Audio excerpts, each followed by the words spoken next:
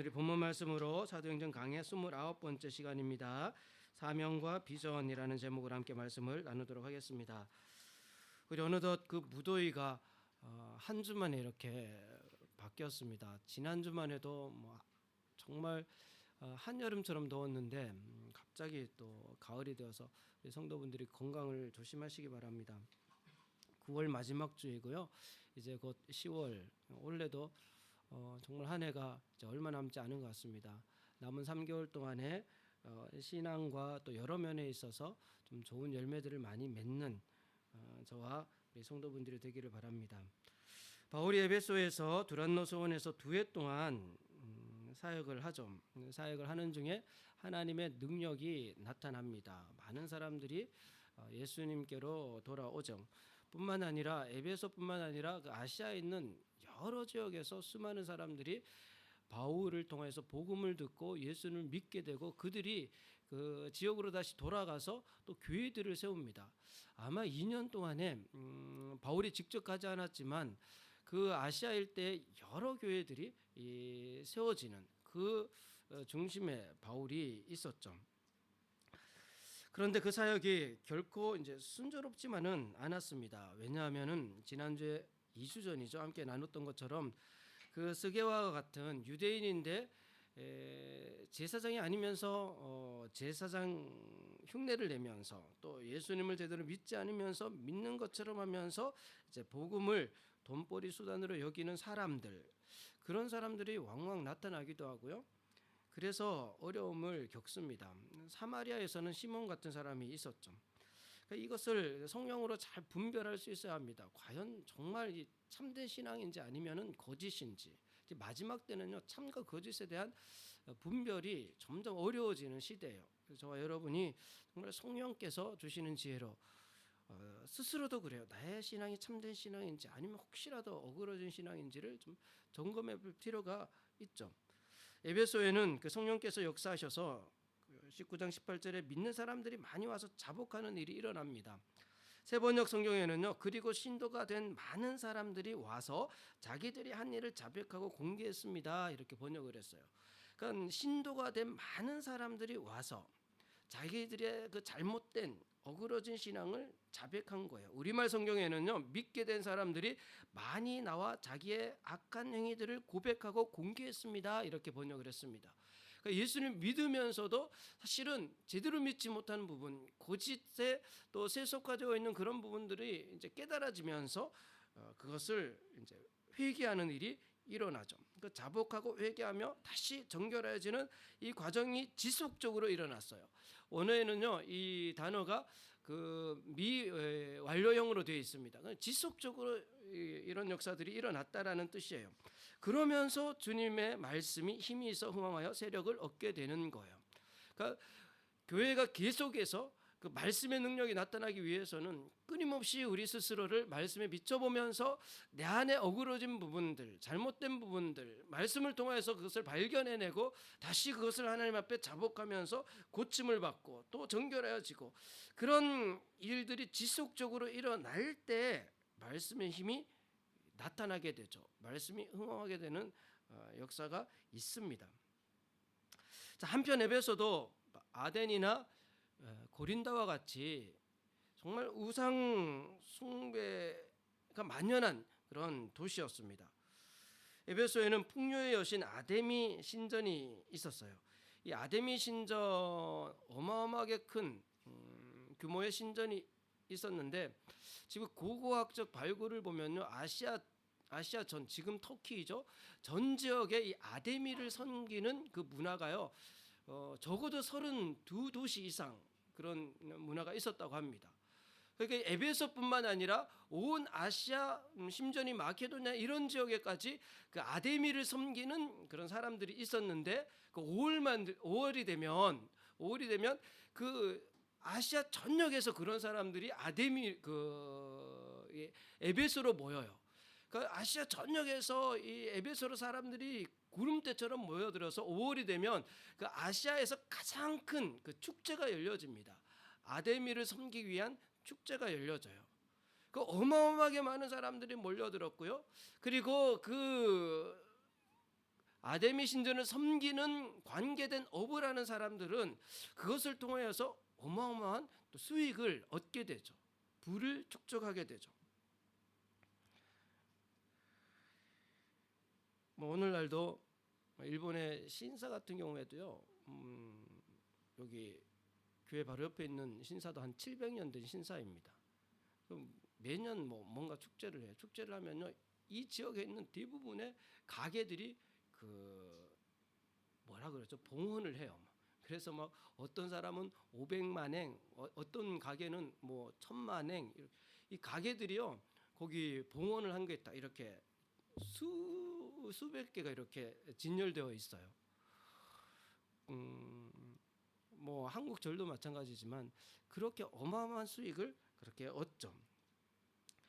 근데 이들이 이제 복음으로 우상을 멀리하는 사람들이 많아지면서 아데미 숭배자들이 조금씩 이제 바울의 하는 사역에 이제 반발하기 시작하죠. 자, 그렇게 2년의 세월이 흐르던 어느 날, 오늘 본문 21절에 이 일이 있은 후에, 이 단어의 문장의 이제 원어적인 뜻은 이 일이 다 된 후라는 의미입니다. 이 일이 다 된 후. 그러니까 에베소에서 머물기로 작정된 날이 다 된 때. 그러니까 바울은 나름 마음으로 정했습니다. 내가 이쯤 되면은 이제 에베소 사역을 정리를 하고 3차 전도 여행을 이제 이쯤 마무리하고 이제 다음 목적지 이제 로마로 가야지라는 마음을 나름 정하고 있었습니다. 그때 바울이 그렇게 마음으로 그때를 정하고 있을 때 그때쯤 이제 에베소 지역에 잠재되어 있던 이제 갈등이 이제 폭발하게 되죠. 23절에 그때쯤 거의 동시에 이 도로 말미암아 적지 않은 소동이 일어납니다.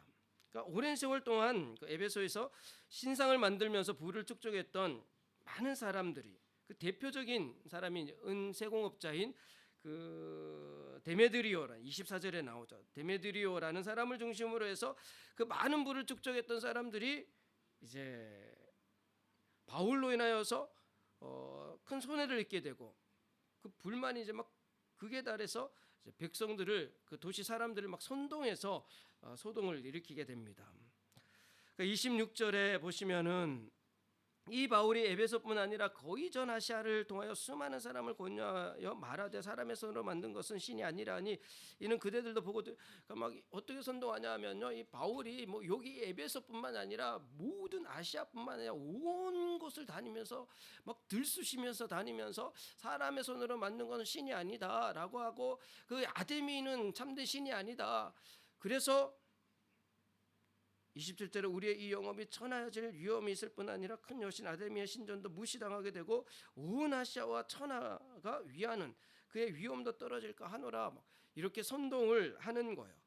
사실은 자기들의 수익이 줄어든 것 때문이죠. 자기들의 수익이 줄어든 것 때문인데 아데미 신의 이름을 들먹이면서 막 사람들을 선동하는 거예요. 29절의 세 번역을 보면요, 그래서 온 도시는 큰 혼란에 빠졌고, 이렇게 번역되어 있습니다. 온 도시는 큰 혼란에 빠졌고, 그러니까 지금 에베소라는 도시 전체가 지금 큰 혼란에 빠져 있습니다. 그 29절에 온 시내가 요란하여 바울과 같이 다니는 마케도냐 사람 가이오와 아리스다고를 붙들어 일제 연극장으로 달려 들어가는데, 그래서요 수많은 사람들이 바울의 일행을 붙잡아서 연극장은 당시에 2만 4천 명 정도가 들어가는 야외 극장이에요. 그 당시 2만 4천 명이면 사실 지금 뭐 동경돔의 한 반 정도 규모가 돼요.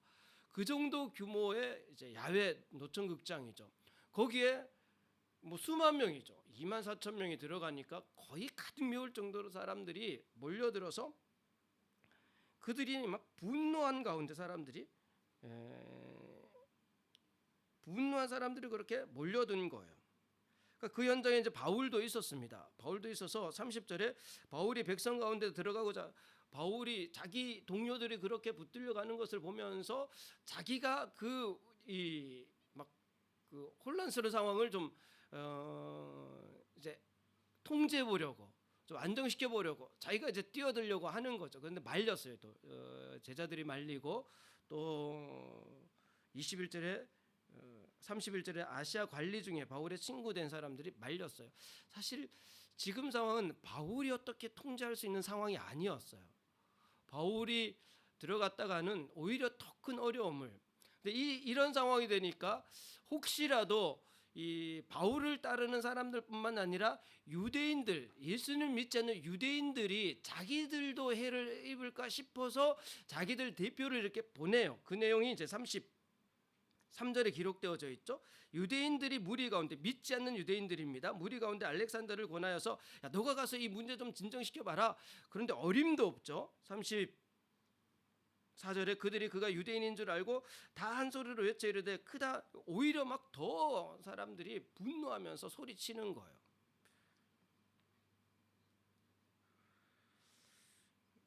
그런데 사실 이 사람들이 왜 이러고 있는지, 자신들이 왜 이러고 있는지 잘 모르고 그렇게 하고 있습니다. 32절에 사람들이 외쳐 어떤 이는 이런 말을 어떤 이는 저런 말을 하니 야 우리가 왜 이렇게 모였지? 모르겠어. 들어보니까 데메드리오가 뭐라고 해가지고 지금 뭐 이렇게 해야 되는 것 같아. 이게 지금 무슨 상관이지? 뭐 아데미 신이랑 무슨 상관이 있어? 나 잘 모르겠는데 뭐 어쨌거나 막 다 몰려가니까 우리도 한번 가보자. 그러니까 어떤 사람 이런 말하고 어떤 사람 저런 말하고 도대체 왜 모였는지, 모인 무리가 분란하여 태반이나 어찌하여 모였는지.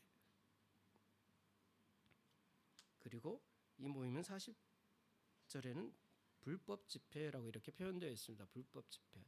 그러니까 왜 모였는지 어찌하여 모였는지 모르면서 불법적으로 이렇게 사람들이 몰려다니고 있는 거예요. 군중 심리에 휩쓸려서 몰려다니고 있는 거죠. 어찌 보면 이것이 세상의 모습입니다. 세상의 모습. 세상 사람들은 자기가 하는 어떤 일의 의미와 목적을 알까요? 분명한 목적을 가지고 어떤 일을 할까요? 자기가 하는 일이 어떤 의미가 있는지를 알고 할까요? 많은 사람들은 모른 채 합니다. 소수의 사람들이 막 사람들을 선동해요.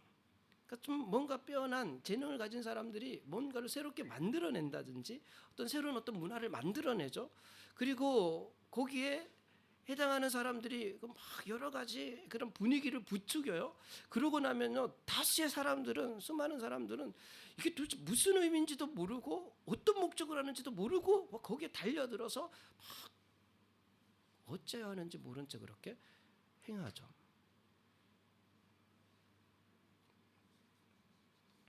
저는 가끔 이제 그 스포츠라든지 뭐 연예계,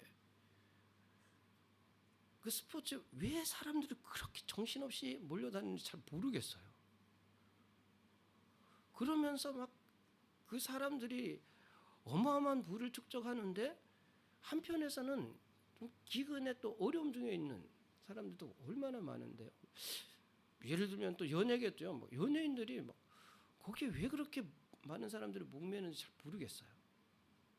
한번 물어보고 싶어요. 예를 들면은 뭐 이제 얼마 전 몇 달 전인가요?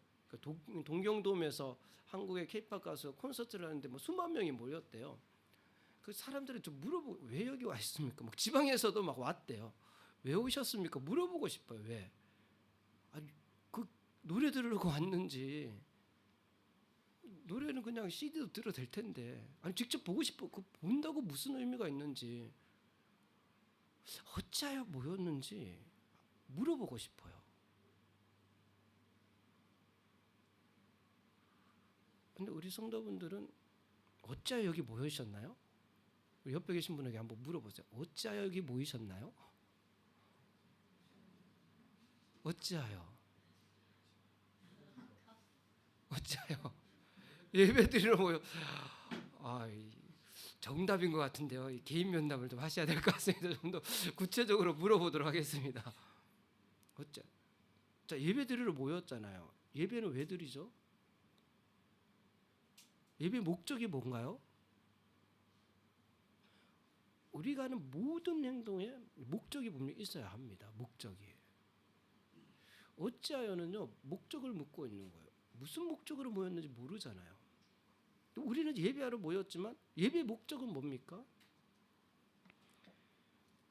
성도들의 모든 행위의 목적은 웨스트민스터 소요의 문답 제1문에 기록되어져 있습니다. 같이 한번 읽어보실까요? 웨스트민스터 소요의 문답 제1문입니다. 시작. 사람의 제일 되는 목적은 무엇입니까? 답은요. 시작. 사람의 제일 되는 목적은 하나님을 영화롭게 하는 것과 그를 영원토록 즐거워하는 것입니다. 예배 목적도 하나님을 영화롭게 하기 위한 것이에요. 우리의 기도, 우리가 말씀으로 사는 것, 그 모든 성도들의 모든 삶, 모든 영역이요. 궁극적인 목적은 하나님을 영화롭게 하는 것이라야 합니다. 그런데 하나님을 영화롭게 하는 것이 무엇이냐라는 거죠. 어떻게 하면 하나님을 영화롭게 할 수 있냐라는 거예요. 오늘 본문을 통해서 알 수 있는 것은 우리가 사명을 살 때 하나님을 영화롭게 할 수 있습니다.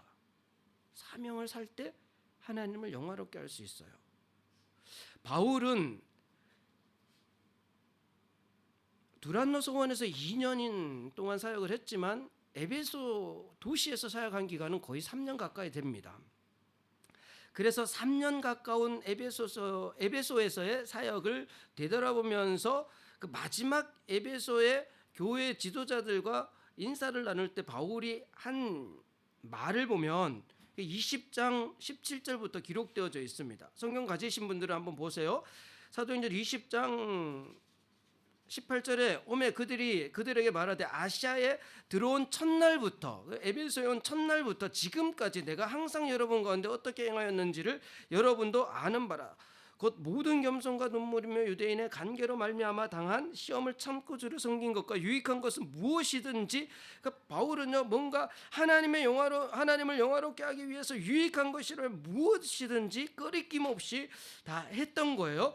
유대인과 헬라인들에게 하나님에 대한 회개와 우리 주 예수 그리스도에 대한 믿음을 증언한 것이라. 보라 이제 나는 성령에 매여 예루살렘으로 가는데 그 23절에 오직 성령이 각 성에게서 내게 증언하여 결박과 환난이 나를 기다린다 하시나 내가 달려갈까 주 예수께 받은 사명, 그러니까 예수님으로부터 그 사명을, 그러니까 하나님의 은혜 복음을 증언하는 일을 마치려 하면은 이것을 위해서 바울은요 목숨도 아까워하지 않고 지금 예루살렘으로 가는 거예요.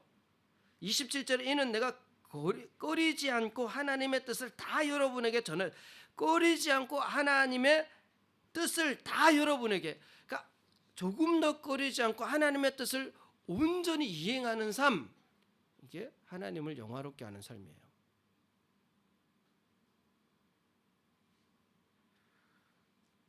조금 더 꺼리지 않고 하나님의 뜻을 온전히 이행하는 삶. 그래서 사도 바울은 고린도전서 10장 31절에 그런즉 너희가 먹든지 마시든지 무엇을 하든지 다 하나님의 영광을 위하여 하라라고 이야기를 해요.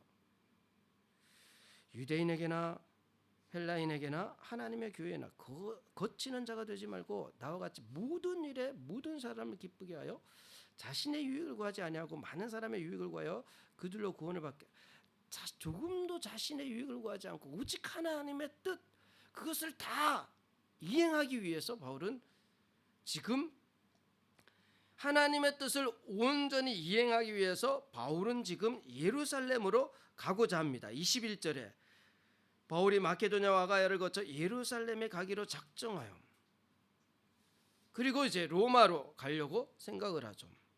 자, 하나님께서 이 로마를 보여주셨으면 지금 바울이 에베소에서 바로 로마로 가는 것이 좋겠죠. 아니면 마케도냐 그 아가야 지역 갔다가 아가야에서 고린도에서 바로 로마로 가는 것이 제일 빠른 길입니다. 빠른 길. 그 로마로 가면 될 텐데 왜 예루살렘을 거쳐 가려고 했을까? 반대잖아요. 우리 지도를 잘 아시죠? 여러 번 보여드렸으니까요. 지금 아시아 에베소에 있다가 마케도냐 아가야 지역을 가잖아요. 그죠? 그 아덴 고린도 지역 거기 들러서 거기에서 배 타고 가면 바로 로마거든요. 그러면 로마로 가면 되는데 바울은 지금 그 마케도냐 아가야를 지나서 들렀다가 예루살렘을 갔다가 로마로 가겠다고 해요. 예루살렘을 갔다가. 이게 바울이 왜 예루살렘으로 가려고 했을까? 이게 중요해요. 분명히 하나님을 영화롭게 하기 위해서 하나님의 뜻을 모두 이루기 위해서 지금 예루살렘을 가려고 하는데 이 예루살렘으로 가려고 하는 목적이 중요합니다. 21절에 예루살렘에 가기로 작정하여, 이 작정하여라는 단어는요 헬라어로 에테토엔토 푸뉴마티라고 해서요 성령 안에서 결정하였다 이런 뜻이에요. 성령 안에서 결정하였다. 그 바울이 자기가 결정한 것이 아니라 성령께서 자기 마음 가운데 그 마음을 주신 거예요. 그러니까 이 예루살렘으로 가는 것은 바울이 결정한 것이 아니라 하나님께 성령을 통해서 바울을 보내신 거예요. 하나님 바울을 예루살렘으로 보내신 겁니다. 이 보냄을 받은 자가 아포스톨로스라고 해서 사명이라고 해요. 사명은 보냄을 받은 자라는 뜻이에요. 사명자는. 바울에게 지금 하나님께서 사명을 하나 주셨는데 뭐냐면은 예루살렘으로 가라는 사명을 주셨죠. 그래서 20장 24절에요. 내가 달려갈 길과 주 예수께 받은 사명. 이거 하나님께서 나를 이 사명에, 그래서 이때 이 사명은요 디아코니아라고 해서 사실은 섬김이라는 뜻이에요. 섬김. 그러니까 여기 목적이 드러나요. 예루살렘으로 가는 목적이 여기 드러납니다. 바울이 왜 예루살렘으로 가려고 했는지.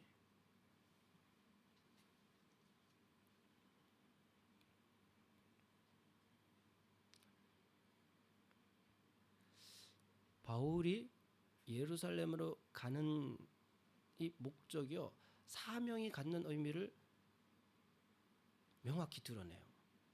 사명이 뭡니까? 사명?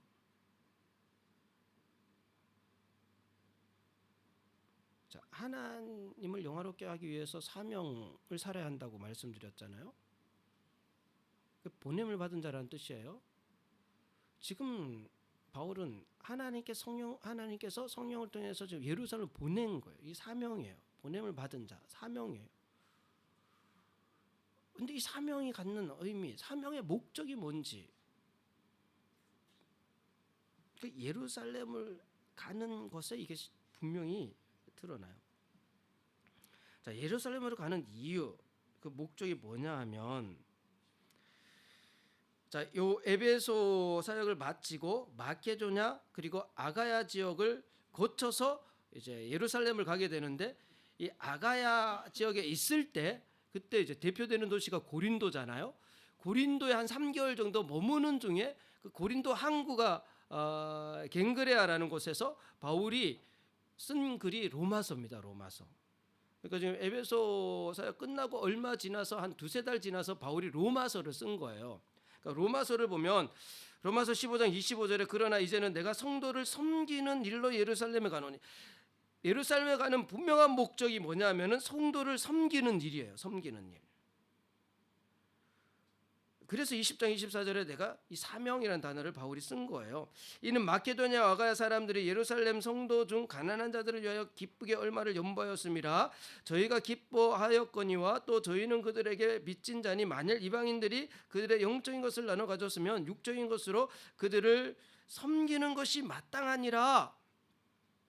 자, 바울이 지금 예루살렘으로 가는 목적은 섬기는 일을 위해서예요. 섬기는 일. 자, 그럼 예루살렘이 지금 어떤 상황이냐 하면, 당시 팔레스틴 지역은, 예루살렘 있는 지역은요 기근으로 엄청난 고난을 겪고 있습니다. 사도행전 11장 28절에 아가보라 하는 한 사람이 일어나 성령으로 말해서 천하의 큰 흉년이, 그러니까 이 흉년은 역사적으로도요 큰, 이전에 찾아볼 수 없었던 큰 흉년이 있었어요. 글라우디오 때, 그 AD 48년쯤에 일이 있었습니다. 그 영향이요 지금 10년 지나도 계속되었어요. 그러니까 이 예루살렘 교회 성도들은 이전부터 유대인들로부터 박해를 받아왔습니다. 막 집요하게 유대인들이요, 그 예루살렘 교회를 박해를 했어요. 그런 중에 전혀 없던 기근이 일어나요. 그러니까 박해의 기근이 더해져서 예루살렘 교회 성도들은 지금 어마어마한 고통 가운데 있습니다. 그 바울이 그것을 알아요. 바울만 알 뿐만 아니라 하나님도 아시죠. 하나님께서 기뻐하시는 예루살렘 교회가 지금 정말 막 절박한 상황에 놓여 있는 것을 아신단 말이에요. 그러면 하나님께서 뭐 이스라엘을 돌보셨던 것처럼 만나를 주시거나 뭐 메추라기를 주시거나 아니면은 뭐 엘리야를 먹이신 것처럼 까마귀를 보내주시거나 아니면 예수님께서 행하신 것처럼 오병이어와 같은 그런 이적들을 막 일으키셔가지고 그 어려움들을 벗어나게 하실 수도 있는데 하나님께서 그렇게 하지 않으시고 바울을 보내십니다.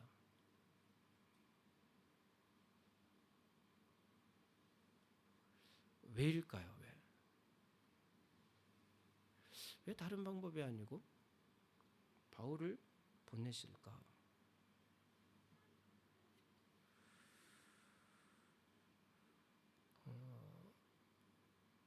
예루살렘 교회를 구성하고 있는 멤버들은요, 유대인 기독교인들입니다. 유대인 기독교인들. 근데 그들의 그 선민의식은요, 좀처럼 바뀌지 않습니다. 사도행전 15장에 예루살렘 공회를 열어서 이방인들에게도 복음이 전해진다. 이방인들이 할례를 받지 않아도 된다. 괜찮다. 이방인들도 우리와 동일하다. 이렇게 결정을 내렸음에도 불구하고 그 위에 베드로가 그 안디옥 교회 방문했을 때 또 유대인들 눈치를 보잖아요. 그것 때문에 막 바울이 화를 내기도 하잖아요.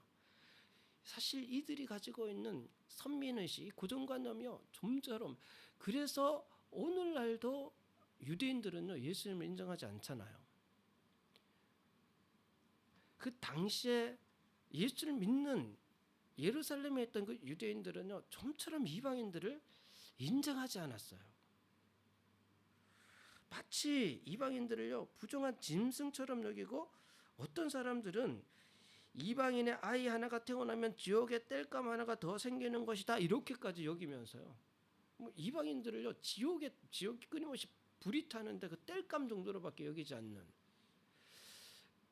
그 유대인들의 굳어있는 선민의식, 이걸 바울이 논리적으로 설명해서 깨려고 여러 번 시도를 합니다. 아니다, 잘못된 거, 잘못됐다, 너희들이 율법을 잘못 아는 거다, 뭐 여러 번 시도합니다. 그런데 좀처럼 이게 바뀌지 않아요. 그래서 논리나 논쟁으로 하는 것이 아니라 바울을 보내시는데 바울만 가지 않고요. 20장에 보면 아시아에 그리고 마케도냐 아가야 지역의 교회 지도자들과 함께 연보를 모아서 갑니다.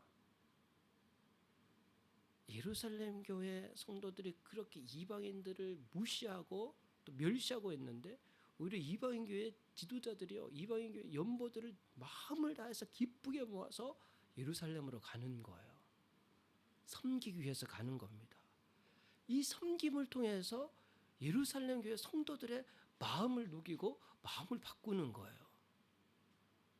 그러니까 사명은 섬김이에요. 섬김이 사명입니다. 그 섬김을 통해서 사실은 변화가 일어나는 거예요.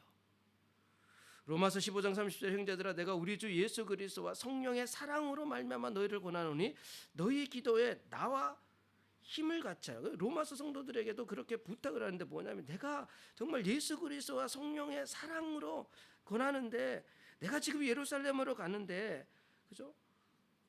31절에 나로 유대에서 순종하지 아니하는 자들로부터 건짐을 받게 하고, 이 말은요 그 좀처럼 맡기지 않는 유대인들, 나를 부정하거나 나를 반대하는, 순종하지 않는 자들이 나를 또 어떻게 해야 할지 모르는 그런 상황들이 있을 텐데, 그들로부터 건짐을 받게 하고 그들로부터 내가 보호받을 수 있도록 기도해달라 이렇게 요청하는 거예요. 예루살렘에 대하여 내가 섬기는 일을 성도들이 받을 만하게, 이 섬김을 예루살렘 교회가 잘 받아들여서 그 의미를 깨달아서 예루살렘 교회 성도들이 변화되기를 원한다라고 이렇게 로마서를 쓰면서 이렇게 편지를 쓰는 거거든요. 그래서 이 섬김을 통하여서 이방인 교회와 예루살렘 교회가 다시 하나 되게 하기를 원하는 그 목적으로 바울은 지금 예루살렘을 가려고 하는 겁니다.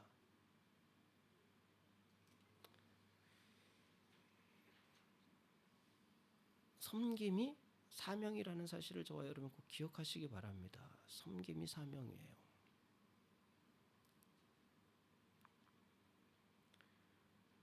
어제 제가 우리 성도분들 전체 카톡방에 선교사님에 대한 영상을 하나 보내드렸습니다. 엘리자베스 셔핑이라는 선교사님이, 하나님께서 그 선교사님 마음에 조선 땅을 보여주시고 처음 조선에 발을 디뎠을 때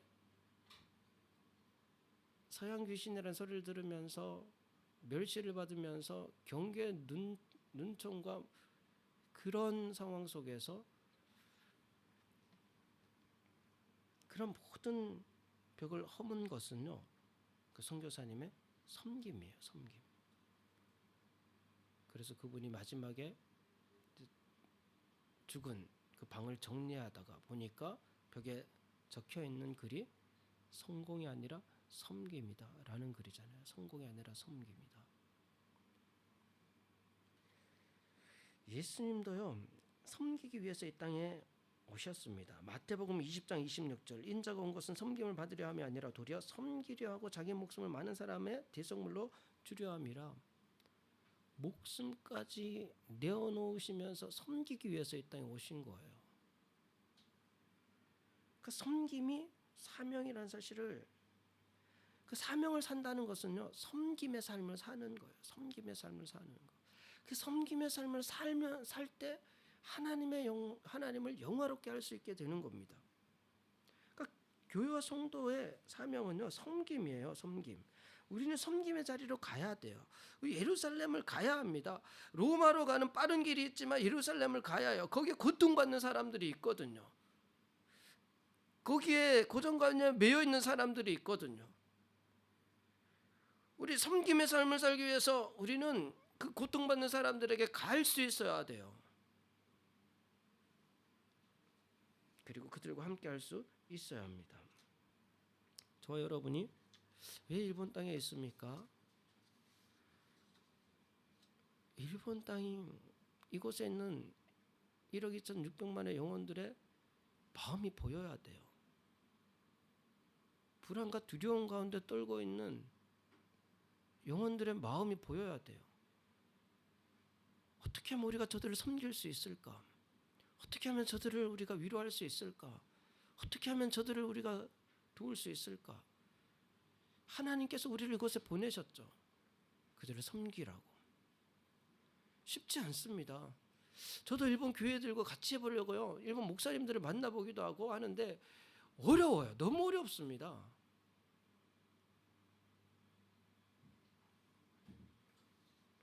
그런데 그게 우리의 사명이에요. 섬김이 사명입니다. 그것을 통해서 하나님을 영화롭게 하는 거예요.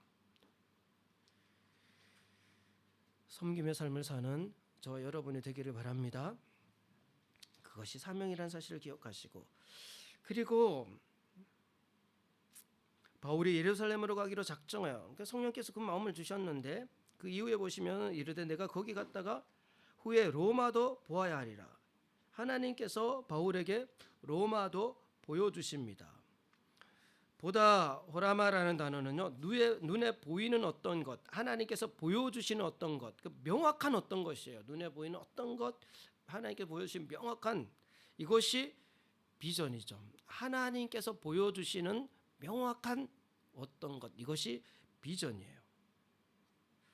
하나님을 영화롭게 하는 삶은 비전을 품어야 됩니다. 비전을 품은 사람들을 통해서 사람들이 하나님을 영화롭게 할 수 있어요. 자, 나에게는 명확한 비전이 있나? 하나님께서 보여주시는 비전이 있나? 하나님께서 나에게는 아무것도 안 보여주시던데요? 아니요.